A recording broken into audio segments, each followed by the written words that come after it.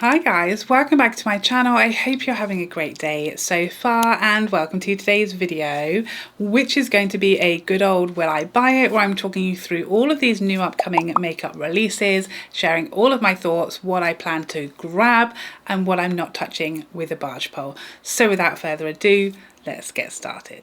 Okay guys, we are going to be rapidly running through these today because I've only got 34% of battery left on my camera, so we need to move quickly. First up, we've got this new palette from Vango Beauty. This is the Timeless Taupes Colour Story eyeshadow palette. This looks like a much larger version of the palettes, the sort of staple sets that he's been giving us. Initially, so many colour stories when he first launched his brand, and now we've got another one. This is kind of like your go-to basics palette. We have a few like this, think like Natasha Denona's Bieber, and then more recently her Sculpt palettes. Brands do like to have a basics palette like this, particularly brands that are artist focused, which Vango's line definitely is. So I understand why we'd have it, but it's not something I feel like I need. For a start, it's rather large and immediately that puts me off because I think, where am I going to put it? That's my first issue. It's all matte, which I don't mind, but I do have a few palettes that do this. Bieber, I'm in love with the Natasha Denona Sculpt palette, so I don't really feel like I need this or this is necessary to my collection, but I have been really impressed with his formulas, so I think this will be a great addition to if you don't have a palette that already does this sort of basics mattes job, or if you're a makeup artist, it's probably something that you will be absolutely in need of, but for me it's an easy pass. Next up, we've got 3 new fragrances from Kilian.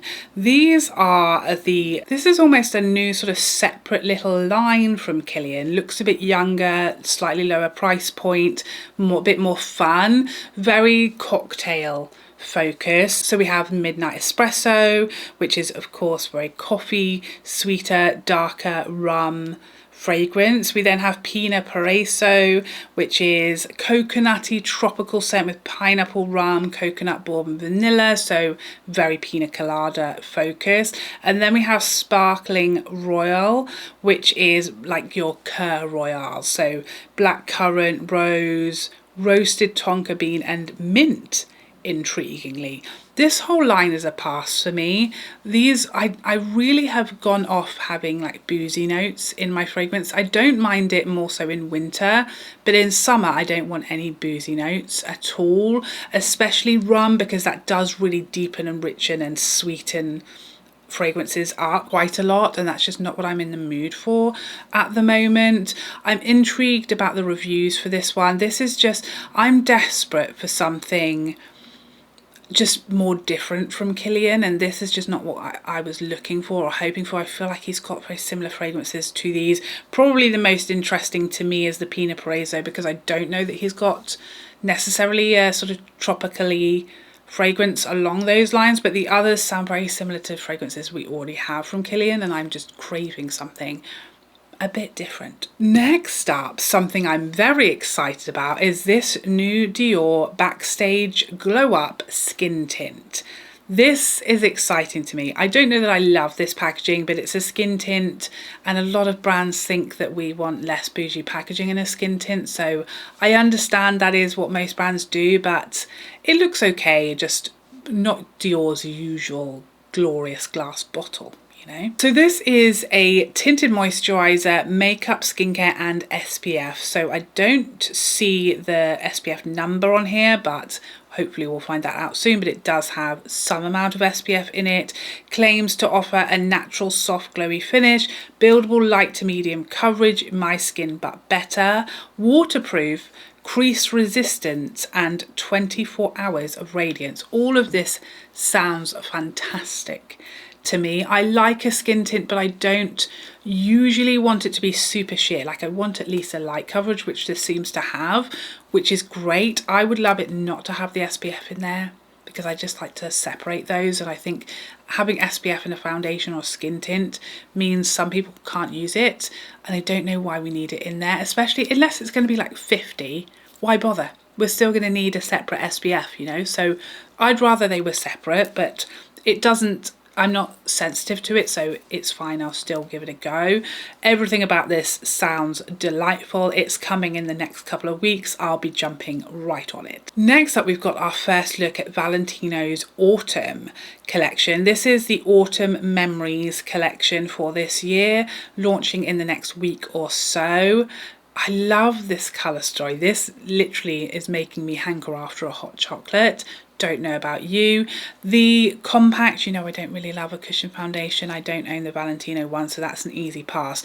This lipstick, I really like this Spike formula. This is the Spike Shine formula, which I really like. The packaging looks gorgeous. The shade looks very, very chocolatey, which I really love around autumn time. Count me in for one of the lipsticks, but the cushion case I can live without, but it is very pretty. Next up, we have a new foundation coming from Fenty Beauty. It's been such a long time since I tried a Fenty Beauty foundation. I'm excited for this. We know they can do a shade range like nobody else. Love the look of this bottle as well. It looks quite a bit of a step up in sophistication from their packaging of their previous foundations, which I really, really like. But that's where it gets a little sadder, because this is a natural matte finish, which is not really for me. Extreme long wear, but then says 12 hours, so that I feel like that's like normal long wear. Not sure there's anything extreme about it, but sure. Waterproof but comfortable. 50 new shades with more neutral undertones, which is great news. I mean, looking at this arm, the undertones look so good here. Everything looks subtle. There's no extreme undertones. Everything looks natural and more muted as far as the undertones, which I love. I think this is a beautiful set of arms, isn't it? And just, I love how even they are, the exact same number on each arm. That's a sight to behold. Okay, I might give this a try out of curiosity, and because if it's an immaculate shade match, I can forgive a bit more of a matte finish on occasion, and it does say a natural matte. I'm kind of intrigued enough to try this. It's been a long time since I used a Fenty foundation, so I'm kind of intrigued, and I feel like this type of shade range should be supported, so maybe I'll give that one a review. Let me know if you want to see a review on it. Next up, a brand that I have been slowly falling head over heels for, Fara Homidi, who are releasing a mascara, and straight away we don't have to wait for a brown shade. We've got a black and a brown straight out the gate, which we love to see because I know how many of you guys love a brown mascara. I don't know about the brush of this. I am a real mascara connoisseur, okay? I'm sure you guys will know. I love my mascaras. I love trying new mascaras, and I know exactly from the first glimpse of a brush if I'm likely to love it, if it's going to be for me or not. This is not a brush that I see and immediately think this is my cup of tea. I prefer a rubberized brush. I prefer a spikier looking brush. But this still has me intrigued. There's something about this brush, it's a little bit different. It has that curve. The different bristles on either side of the brush makes me want to try it. And to be honest, everything I've tried from the brand so far, I've been head over heels for. So count me in. It's claiming to be an ultra lash coating formula that volumizes and fortifies. So very conditioning ingredients, hydrated feeling lash, intensely long wearing, smudge proof. And it also claims specifically to be easy to remove with just warm water. So I'm assuming it may be a tubing mascara, although it doesn't overtly say that, but that's typically what we get as far as the removal process. So if you know better and it is a tubing mascara or not, please let me know. I'm intrigued enough to try this. The before and afters look great, but also realistic, although we have used people with like the greatest eyelashes I've ever seen in my life. So I'm happy to try any new mascara. You know me, count me in.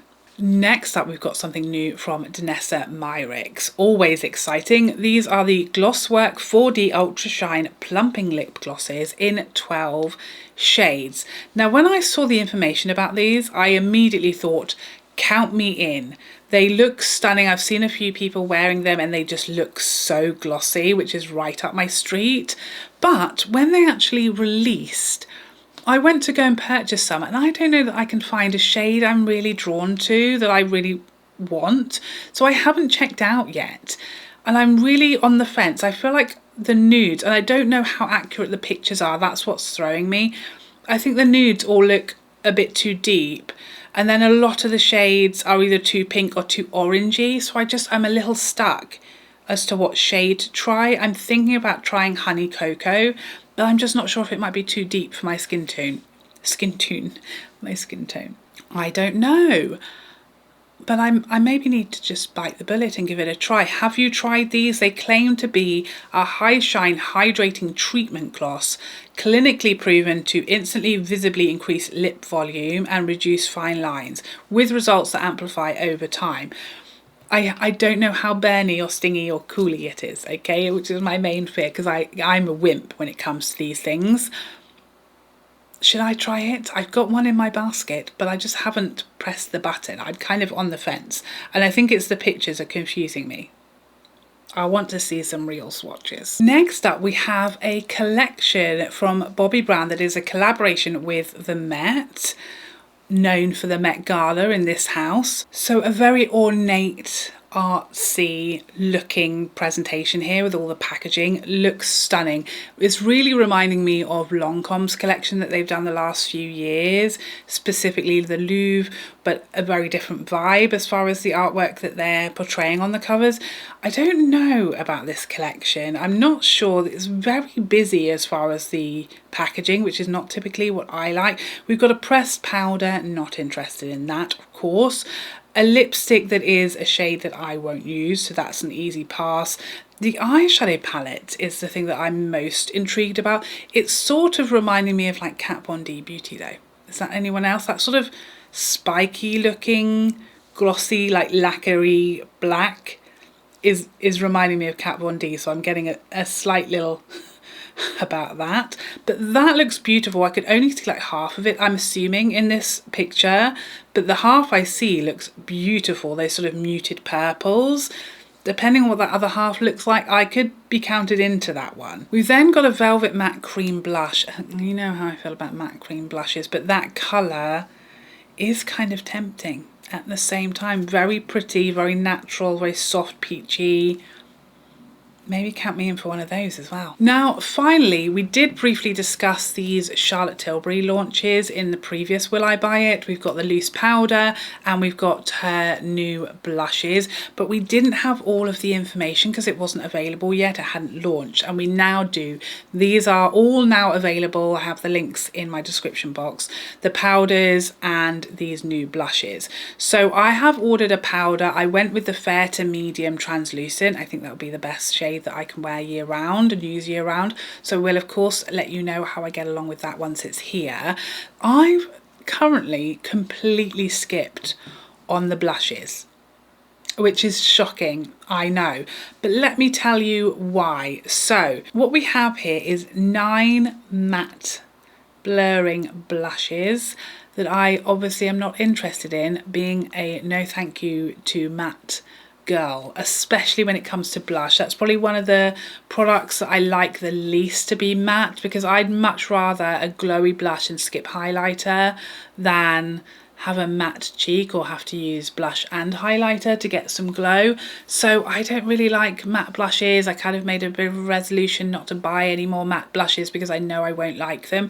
So I'm really uninterested in these, and the colours didn't really speak to me that much to persuade me or change my mind either. Maybe the only one that is slightly calling my name would be that Summer Lovegasm shade, but knowing it's matte, I just think, will I use it that much? I'm not sure. Then we have 2 glowy shades that are the nipple blushes. So we have 2 shades that still have the nipples and that are still a what does she call it, a pop and glow blush that have a bit of luminosity to them. So that is Pillow Talk, of course, and Ecstasy, which I already own. So I don't think it's worth me purchasing those either because I already have the originals. So I'm so disappointed. I really hoped and thought these were going to be brand new shades of Charlotte Tilbury blush, which I think we've been crying out for, but then with them all being matte and blurring, which means they're going to be super matte, I've lost all interest, so I've skipped on them at the moment. Please let me know what your thoughts are on those, whether you're more excited that they're matte and you love a matte blush, or like me, you were hoping they were going to be like her original formula and all super glowy, like those 2 shades. Hopefully the fact that there are 2 might mean we'll get more, because at the moment it's unfair. 9 for the matte lovers and only 2 for us glowies. Even it up, Charlotte, we beg you. But there you have it. Those are all of my thoughts on these new upcoming makeup releases. I'm sorry this is a bit of a shorter one, but I've been trying to film as much as possible in one day because we've got a lot of trips coming up over the last couple of weeks of the school holidays. So my camera can only do so much in one day. It's overheating and running out of battery. So I'm going to have to call it a day. But thank you so much for joining me today. I hope you enjoyed this video and I would love to see you in the next one. Otherwise, take care for now. Bye bye bye bye bye.